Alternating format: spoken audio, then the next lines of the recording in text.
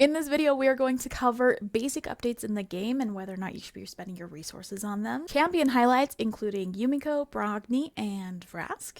A mystery shard conspiracy theory. And the Halloween spin to win scam events that has players rightfully pissed off. Coming up. Hi, I just wanted to interrupt this video real quick to, I guess, to really just say thank you. I did not expect this amount of growth right off the bat. We just got started with this channel. It's my first time in the raid community as a content creator, and I can't tell you how just grateful and blown away I am. Okay.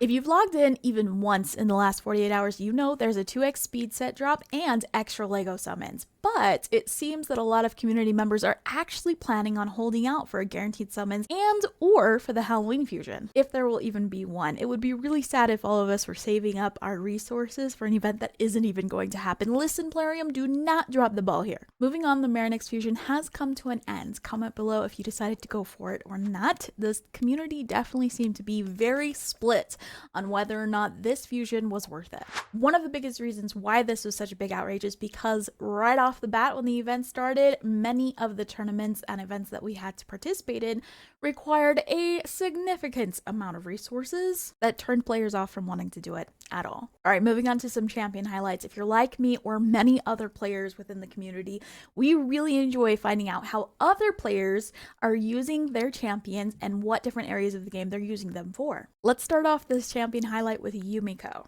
Apparently, a Reddit post found that Yumeko can transfer smite, so you can have 2 smites up at once. This may get patched in the future, but what's happening right now is Yumeko transfers one of the smite to another champion on the enemy team. Comment if you have Yumeko and if you're going to give this a try, hopefully before it gets fixed. Speaking of smite from the Brimstone Blessing, Brogni, an already very OP champion, is apparently even more so with Brimstone. A player claims that Brogni's passive, which is actually reflect damage, will activate Brimstone while the other team is taking their turn, essentially making it so that they get smited? They were smitted? Smite activates 3 times instead of the average 2 that we all seem to experience. Finally, the last champion to be highlighted in this video is Vrask, who can apparently solo the Scarab boss. The way that this was figured out is through Odd1 Gaming, a creator for the raid community. He had a commenter on one of his videos claim that he had a clanmate who let him know that he had a Vrask that could solo the Scarab boss. And if that's not an awesome way for us as the community members to come together to figure out new ways to play this game, I don't know what is. All right, let's talk about the champion setup that Odd1 Gaming covers in his video. It looks like he uses a Toxic and an Immortal set, only caring about HP to get it around 100k, crit capping him,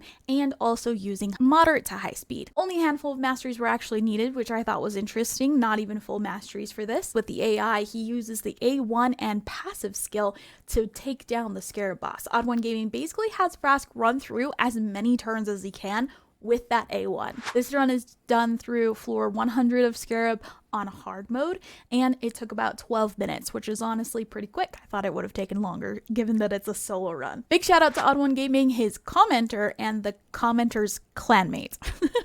Check out the video in the description below if you have Vrask and want to give this build a try. Speaking of creators within the raid community, MTG Jedi and others are whispering around the internet of a rumor that there is some kind of mystery shard conspiracy theory. How this works is he pulls mystery shards until he hits a rare. Directly after that, he moves on to the ancient shards, and supposedly this is supposed to enhance your luck and likelihood to obtain a legendary pull. You can watch this video to see the results for yourself, but basically what happened is he completed this ritual, I guess that's the only word I can really describe it for the conspiracy theory, and he actually received a legendary directly after getting the rare in the first 10 pull that he did, which was pretty interesting. And then he followed through with getting 6 more. Now, I do want to note here that he actually pulled 248 total ancients to obtain those 7 total Legos. So it is quite a few, but it was a fun summoning video to watch. So if you're summoning spectating addict like many of us within the raid community, go ahead and check out this video in the description below. Is this shard conspiracy theory, as they call it, real? I'll leave that up for you to decide.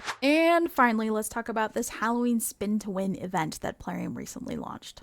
Some community members are speculating that this is just a pure scam. While I can kind of understand where they're coming from with this, I do want to note, and I'm not a lawyer or a student of law in any way, but There are laws in place, or at least here in the US where I am, that prevent brands and businesses from hosting giveaways, contests, sweepstakes, and the like without actually giving away a prize. They have to be very, very specific on how you can win, what you need to do to enter to win, how you can obtain those items, and they have to give out those items. They're legally obligated to do so.